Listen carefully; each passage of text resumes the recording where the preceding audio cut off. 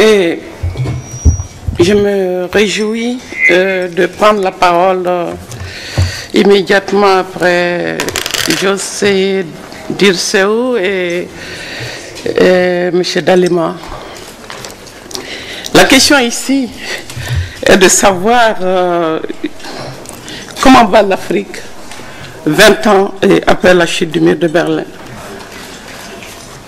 Les libéraux vous disent que la situation est relativement satisfaisante puisque ces dernières années, nous enregistrons des taux de croissance de l'ordre de 5% pour la plupart des pays et qu'il s'agit maintenant, et en ces temps de crise financière et économique mondiale, de maintenir le cap des réformes néolibérales.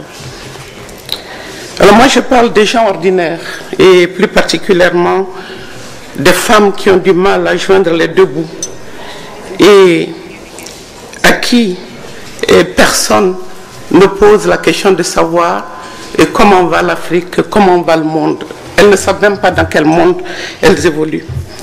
Alors, ces hommes et ces femmes qui ont cru à ce qu'on appelait à l'époque le vent de l'Est, se trouvent aujourd'hui devant ce que j'appelle la démocratie introuvable.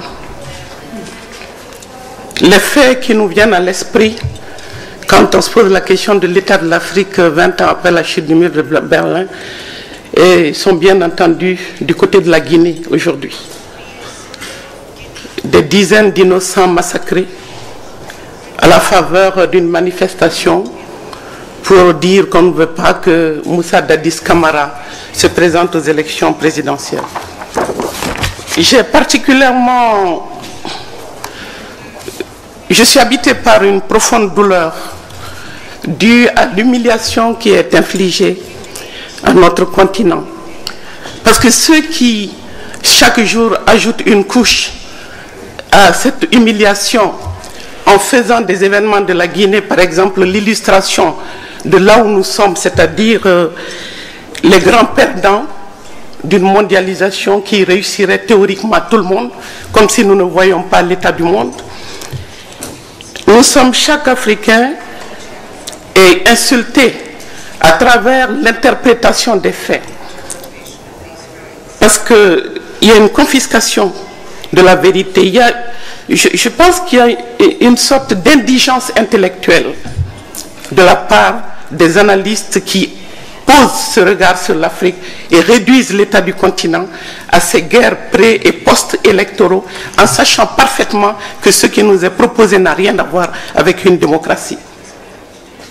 Alors ce que le monde de l'après-guerre, qui était supposé être un monde ouvert, libre, démocratique, ce que ce monde attend de nous, c'est de porter au pouvoir des libéraux. Mais jamais personne ne nous donne la chance de comprendre les clivages.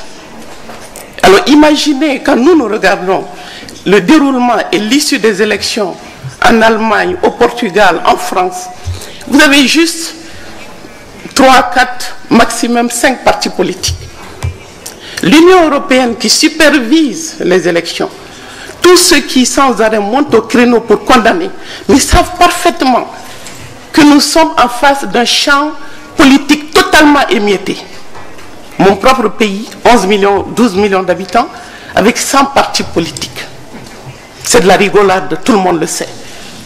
Et pourtant, ils montent au créneau qu'on nous parle de quelle démocratie s'agit-il? Moi, je dis que la démocratie libérale est une imposture pour ce qui est de l'Afrique. Et c'est une insulte à l'intelligence des Africains. Parce que les gens sont au désarroi au terme de plusieurs décennies d'ajustement structurel. Personne n'a jamais rien demandé au FMI et à la Banque mondiale pour leurs erreurs d'appréciation quant aux réformes dont nous avions besoin sur ce continent. Le mur est tombé dans un contexte où nous étions déjà sous la tutelle du FMI et de la Banque mondiale. Nous étions déjà éprouvés par ces réformes qui ont totalement mis par terre et la fonction publique, l'agriculture, tous les secteurs. Mais personne n'a estimé que les Africains étaient dignes de la moindre information quant à la nature du marché, quant à la question du marché. Et l'économie du marché reste encore un mystère pour tout le monde. Alors, j'ai tendance à me dire souvent qu'il se pourrait qu'on nous préfère pauvres et idiots, nous présenter comme l'idiot du village planétaire, et qu'il y a peut-être une dose de racisme derrière tout ça. Qu'est-ce que j'entends quand je regarde? Pourquoi j'ai du mal à regarder la télévision ces jours-ci? Quelques mois après la chute du mur de Berlin, en juin 2000, le discours de la Baule, prononcé par le président Mitterrand, a été l'un des temps forts de ce que nous appelons chez nous la transition démocratique. Alors, Mitterrand disait, nous ne voulons pas intervenir dans leurs affaires, dans les affaires intérieures de nos pays francophones, bien entendu. Pour nous, cette forme subtile de colonialisme qui consisterait à faire la leçon en permanence aux États africains et à ceux qui les dirigent, c'est une forme de colonialisme aussi perverse que tout autre. Ce serait considérer qu'il y a des peuples supérieurs qui disposent de la vérité et d'autres qui n'en seraient pas capables, alors que je connais les efforts de tant de dirigeants africains qui aiment leur peuple et qui entendent le servir, même si ce n'est pas de la même façon que sur les rives de la Seine ou de la Tamise. Mais nous sommes à 1000 lieues de cette affirmation aujourd'hui, quand nous regardons ce qui se passe entre le ministre français des Affaires étrangères, Bernard Kouchner, et ce jeune caporal Dadis. Dans quel monde sommes-nous? Alors moi, je pense que des débris du mur de Berlin sont nés, je crois que, et quelqu'un l'a dit, une série de murs qu'il faut nommer. Il y a bien entendu, Marek a parlé de 24 murs qui séparent encore les peuples, dont les barbelés de Ceuta et Melilla, entachés du sang des migrants africains. Mais la plupart des murs ne sont pas visibles. Je pense surtout aux murs qui séparent les égaux et nous les autres. Le mur du PIB. Le PIB est un mur infranchissable pour les peuples pillés. On nous donne l'impression que c'est nous qui avons besoin d'aide. Mais il se pourrait que ce soit le capital expansionniste qui ait besoin de l'Afrique, des richesses de l'Afrique.